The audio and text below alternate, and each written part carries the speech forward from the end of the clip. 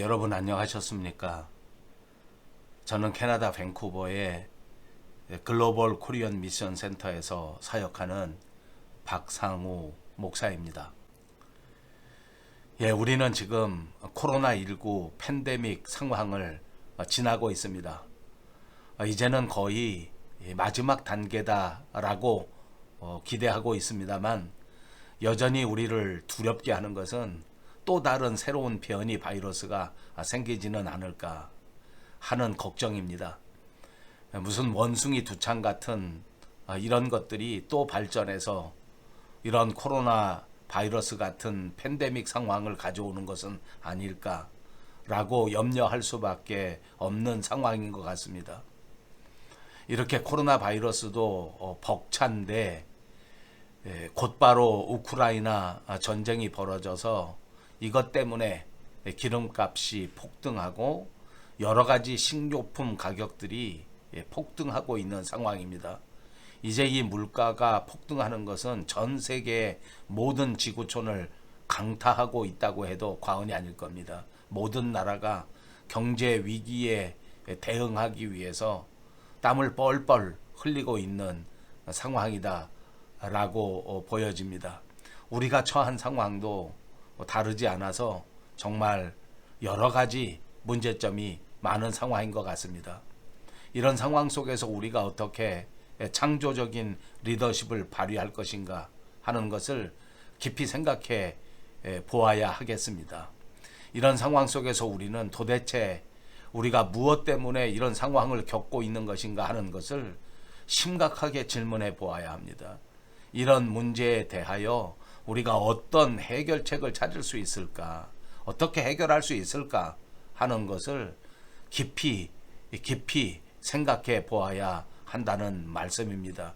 이렇게 깊이 생각할 때에 하나님께서 우리들에게 지혜를 주심으로써 보다 혁신적이고 보다 창조적인 지혜를 우리에게 공급해 주시기를 기대합니다.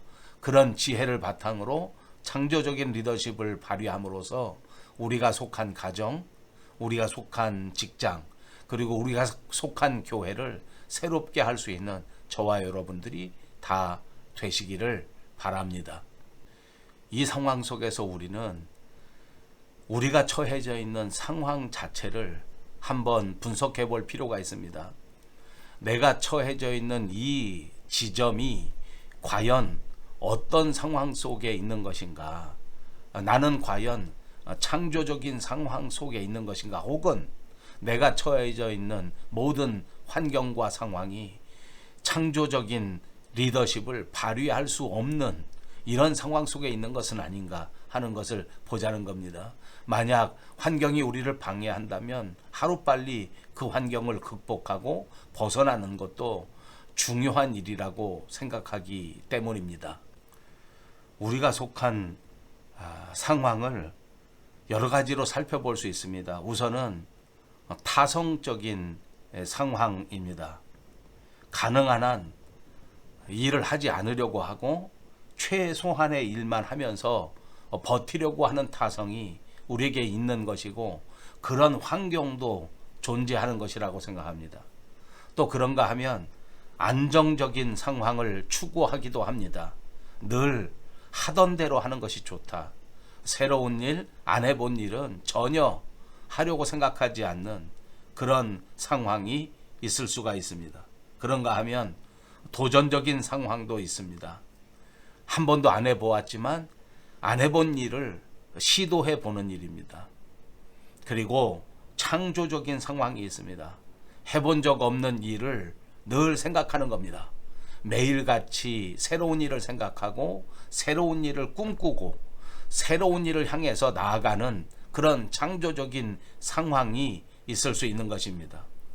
여러분, 우리 사람들은 누구를 막론하고 타고난 성향이 있는 것이고 또 사람들은 일정 부분 환경에 의해서 지배를 받는 것이 사실입니다. 그런데 여러분, 기쁜 소식이 있습니다. 우리가 아무리 타고난 성향이 있고 환경의 지배를 받는 것처럼 보여지기도 합니다만 그러나 우리에게는 하나님께서 주신 능력이 있어서 타고난 성향을 극복할 수 있는 능력이 있다고 하는 복된 소식입니다.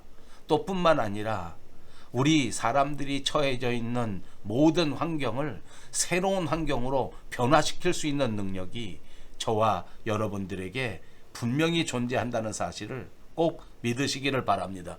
그러므로 오늘 우리에게 가장 중요한 것은 우리의 타성을 버리고 안정을 추구하는 상황에 만족하지 말고 도전적인 정신을 가지고 창조적인 상황을 스스로 만들어내고 그런 상황 속에서 새로운 리더십을 발휘하는 것이 정말 중요하다는 것을 말씀드리겠습니다.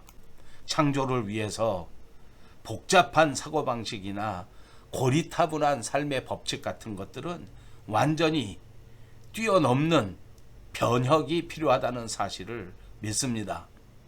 많은 사람들이 나는 할 수 없다고 하는 장벽을 가지고 있습니다. 누구나 내가 이런 능력이 없다.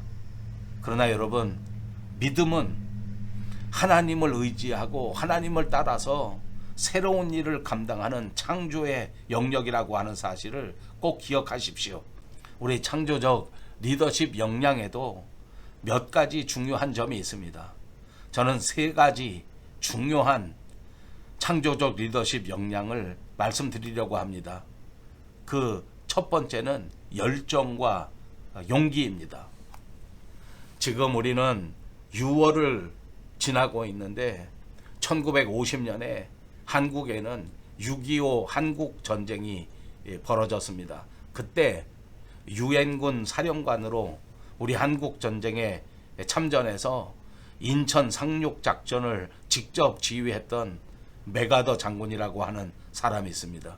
여러분, 놀라운 사실은 이 메가더 장군 누구나 다 잘 알고 있지만 이 메가더 장군이 이렇게 한국 전쟁에 참전했을 당시에 그 메가더의 나이가 70세였다고 하는 사실을 아는 사람들은 많지 않은 것 같습니다.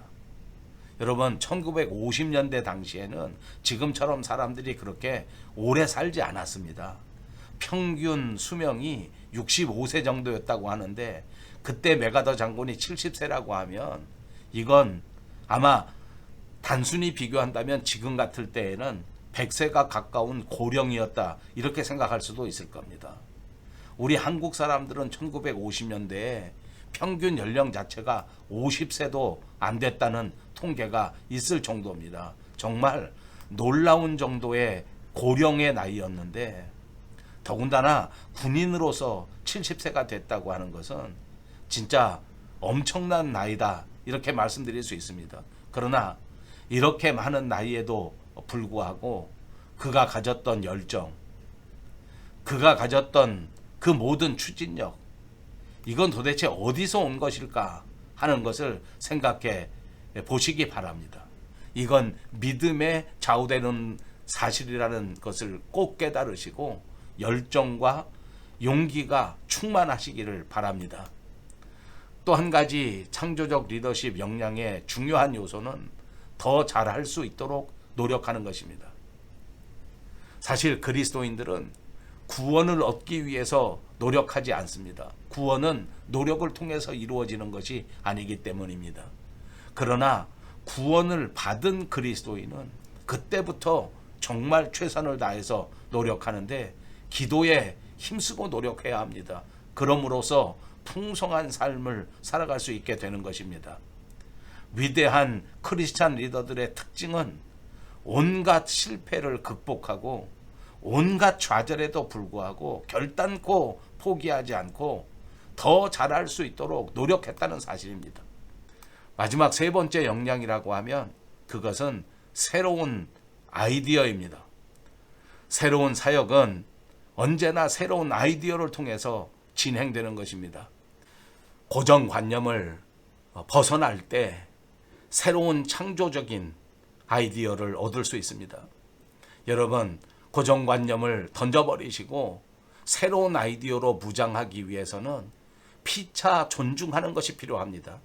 서로 상대방을 존중하고 서로 상대방을 깊이 이해한다면 모든 사람들이 함께 공동체를 형성하고 그 공동체 안에서 좋은 생각, 새로운 생각들을 발휘할 수 있게 되는 것입니다.